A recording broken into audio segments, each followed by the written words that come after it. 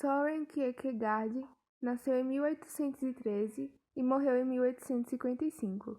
É conhecido na filosofia como o pai do existencialismo. Para ele, a vida dos seres humanos está repleta de expectativas irrealizáveis que reduzem a sua existência. O filósofo dinamarquês abordou temas como a morte e a angústia, rompendo com a posição tradicional de negatividade, demonstrando que elas são condições necessárias da vida humana e possibilitam o indivíduo tornar-se quem realmente é. Aliás, a morte da mãe, de seu pai e a precoce morte de 5 de seus 6 irmãos fizeram com que o filósofo possuísse uma particular compreensão acerca do tema. Seu relacionamento com Regina, de quem ficou noivo e se separou para devotar seu espírito a Deus, também foi um fator determinante para o desenvolvimento de sua filosofia. Já de saúde frágil, Søren dedicou sua vida à construção de uma filosofia cristã, crítica ao modelo desenvolvido pela Igreja Luterana dinamarquesa.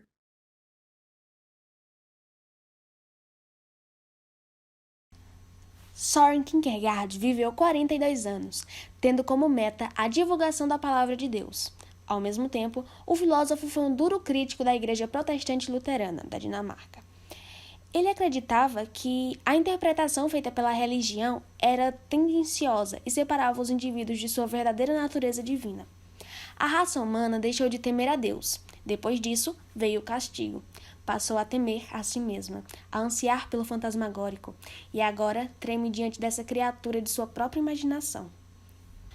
Assim, o filósofo dedicou-se ao existencialismo e a definir o que é a existência.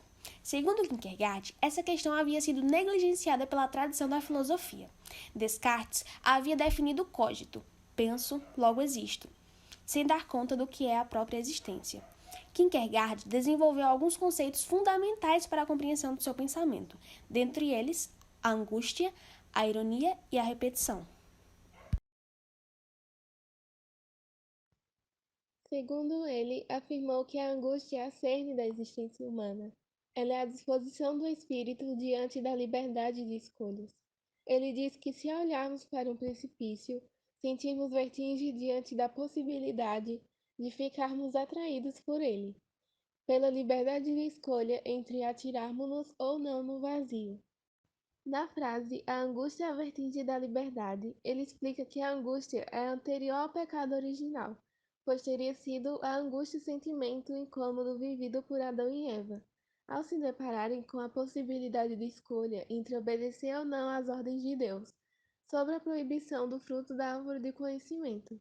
Foi também definida a liberdade e a angústia que constituem o fundamento da existência humana. Entretanto, o filósofo compreende o pecado original não como o pecado que deu origem a todos os outros, mas o primeiro pecado.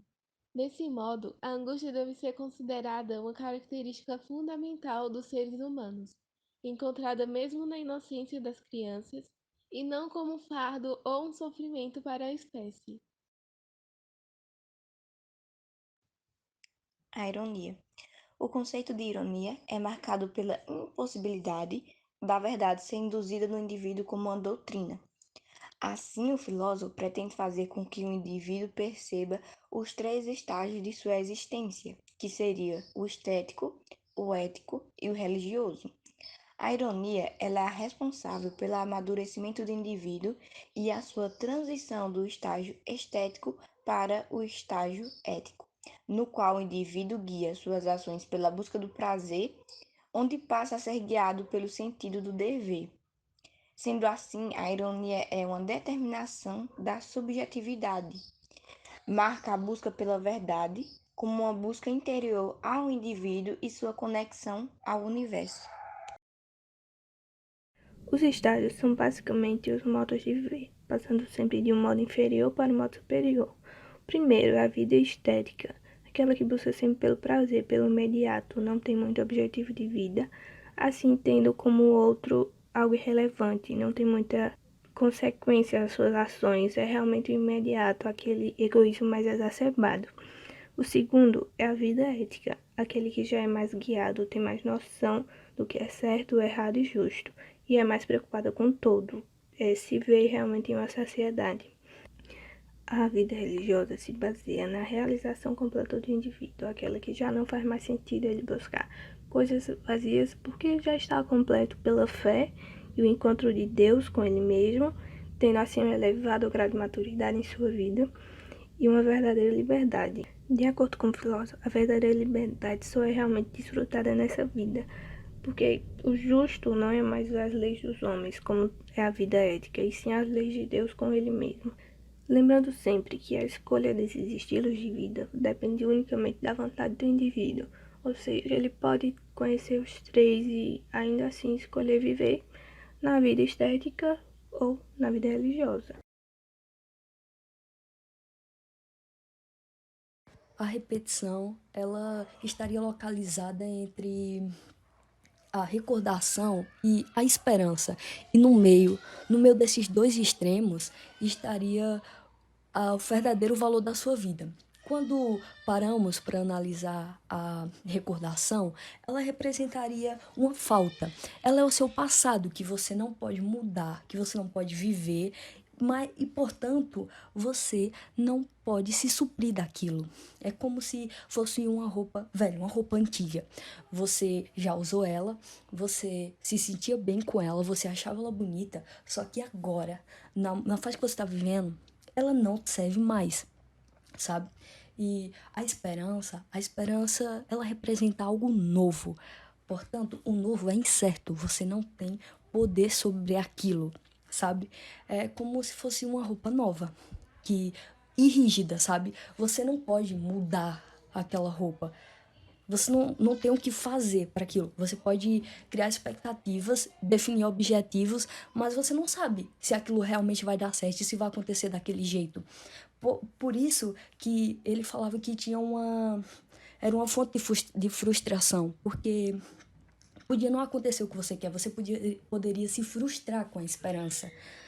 E, portanto, você só teria a repetição. A repetição, ela seria como uma roupa ideal para você.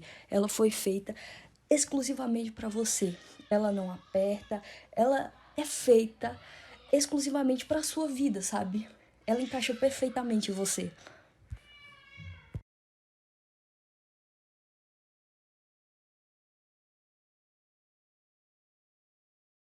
Soren Kierkegaard escreveu diversos livros em sua breve vida como filósofo. Seu primeiro livro, O Conceito da Ironia, foi publicado aos seus 27 anos. Durante seus poucos anos de produção, utilizou alguns pseudônimos, como Johannes Climacus ou Hilarius Bugbinder.